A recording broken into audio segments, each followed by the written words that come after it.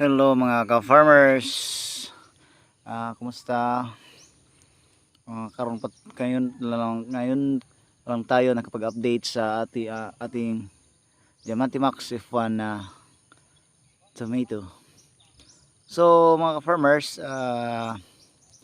yung mga nakaraang linggo ay successive yung pag-spray natin every 4 days. Successive yung paggamit natin ng foliar, insecticide at fungicide ng ating Diamante Max F1 na kamatis.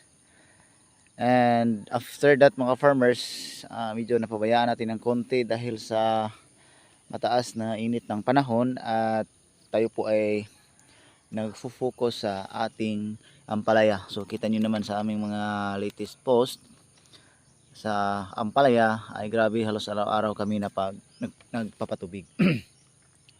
Sa ngayon mga farmers ay balikan natin ang ating Diamante Max F1. So parang nanghihinayang ako mga farmers dahil yung seeds natin dito mga farmers ay isang malaking lata. So worth 2,650 isang lata po dito sa amin mga farmers. So kung alam ko lang na ganito ang kahinatnan ng aking kamatis mga farmers, ay sana po tinutudo at siniseryoso ko na lang yung pagtatanim, kasi marami pa tayong mga seedlings sa seedbed natin na hindi naitanim dahil medyo alanganin tayo sa sitwasyon dahil sa issue ng pangungulo ng kamatis dito sa aming area. Pero iba yung setup natin dito mga farmers dahil kita nyo naman, tayo po ay nag plastic mulch dahil ito po ay dating tinamnan ng ampalaya.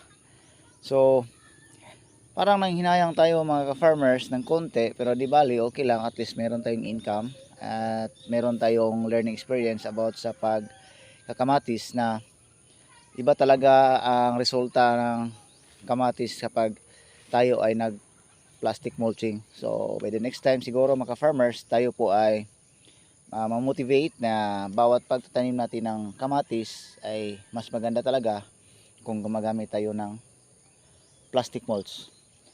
So at the age of 60 days mga farmers, yung ating 60 siguro na, hindi ko na mabilang, basta at least in-estimate ko lang based on the setup sa kamatis, dami talagang bunga na binigay ng ating kamatis. Pero hindi tayo nakapagbigay ng patubig dito mga farmers dahil medyo busy tayo sa another area natin.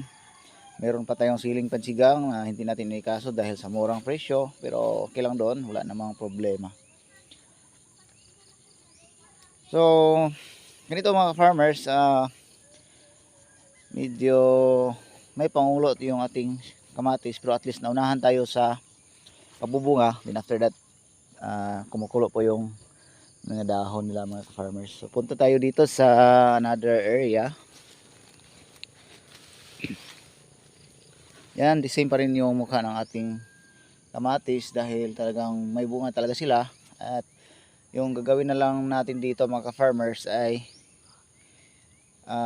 pahabol tayo ng spray upang hindi talaga madapuan ito ng mga uod at iba pang mga insekto na talagang makakasira sa bunga ng ating kamatis.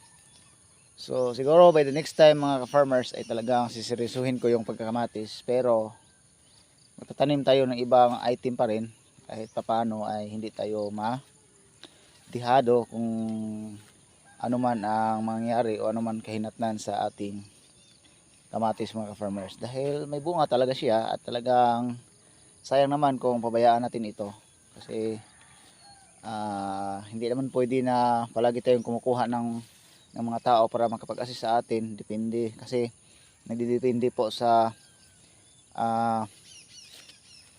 output po ng ating produkto, kung meron ba tayong talagang may pira bang, malaking pira bang lalabas, hindi tayo malulugi sa expenses mga farmers.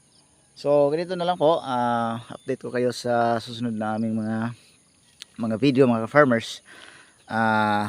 Talagang ito lang po ang masasabi ko sa ngayon mga farmers, ay maganda talaga yung kamatis kapag naka-plastic mulch.